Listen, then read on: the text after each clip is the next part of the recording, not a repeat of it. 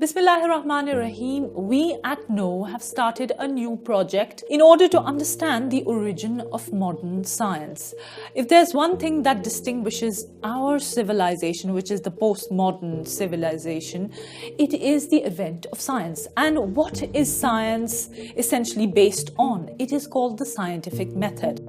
What is most interesting is that this particular scientific method on which is based all of science, that means all of our modern technology, is actually a Muslim, rather a Quranic creation.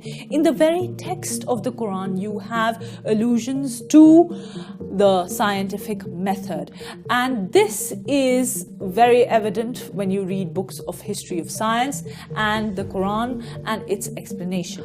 The common version of this story that you will most certainly hear is that modern science emerged out of Greek science. That is an absolute inconsistent, false statement. That is not true. When you compare the methodology, they don't match. When you say that Greek knowledge, well, we don't have many Greek manuscripts. All that the Europeans had were Latin translations of Arabic commentaries of Greek texts. So basically, all they were reading were Muslim texts. Now, the question is then, you would find a few benevolent historians of science saying that yes, it was Islamic science that also played some role in shaping modern science and hence the modern world. But still, I would say, now this is the common approach. But in No, our approach is a bit more deeper to get to the root of all issues.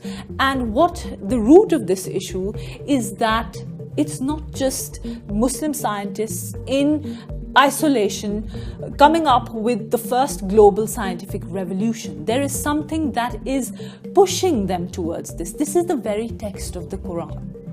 And this is what we want to get into. What is it in the Quran that pushes the person, that literally compels the reader to find truth and reality in the very workings and the fabric of the universe around us?